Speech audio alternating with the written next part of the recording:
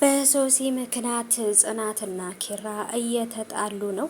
ኪራም ደግሞ ሶሲ እያስመሰለችና ውሸታም እንደሆነች ወይንም መናገር እየቻለች ልክ እንደማትናገር እንደሆነች ስለማያውቅ ጽናትን አንቺ እሷ ታማሚ ናት እንደዚህ ናት እያለ ጽናትን ለመናገር እየሞከረ ነው።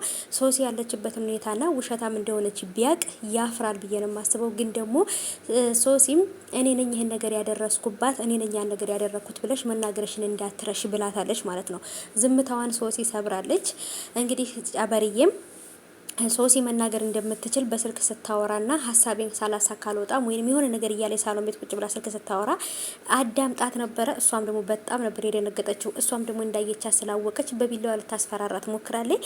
አሰላሙ አለይኩም ወራህመቱላሂ ወበረካቱ። ሰላም ሰላም፣ ውድ የተከበራችሁ የቻናሌ ተከታታዮች እንዴት ናችሁ?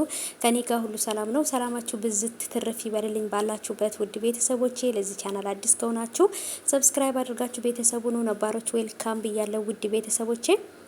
ተወዳጁ የጽናት ድራማ እጅግ በጣም በአስደናቂ ሁኔታ እንግዲህ እየሄደ ነው። የሶሲና የጽናት ግጥሚያ ወይንም እንግዲህ ፉክክር እንደቀጠለ ነው።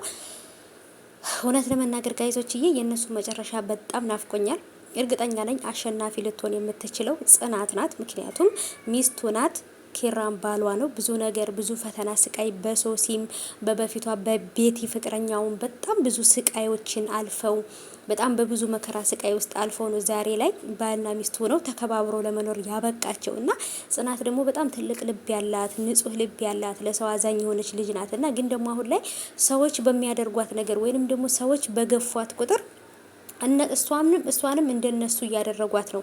ጨካኝ እንድትሆን ሁሉን ነገር በቃ በጉልበት እንድታደርግ በፍቅር ሳይሆን እያደረጓት ነው።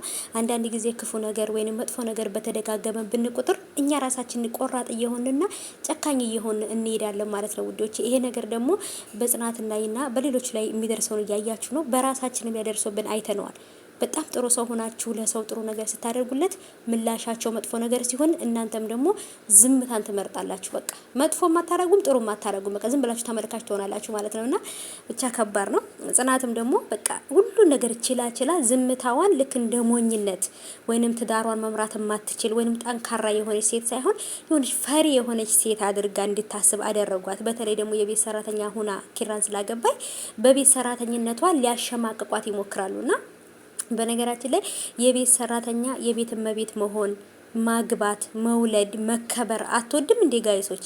ግዴታ የመንግስት ሰራተኛና የባንክ ሰራተኛ ካልሆኑ በቀር የቤት ሰራተኛ መናቅ አለባት?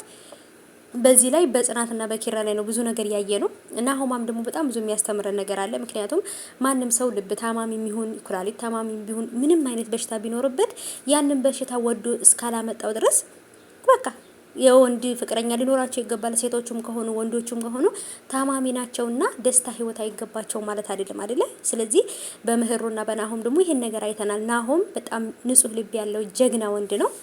ምህሩን ልጅ መውለድ እንደማትችልለት እያወቀ የልብ ታማሚ እንደሆነች እያወቀ እንደምትሞት እያወቀ ግን ደግሞ እስከ መጨረሻ ህይወቷ ድረስ ከሷ ጋር አብሯት ሊኖር ሊያስደስታት ቀሪ ህይወቷን አስቧል ማለት ነውና እንደዚህ አይነትም ወንዶች ደግሞ አሉ።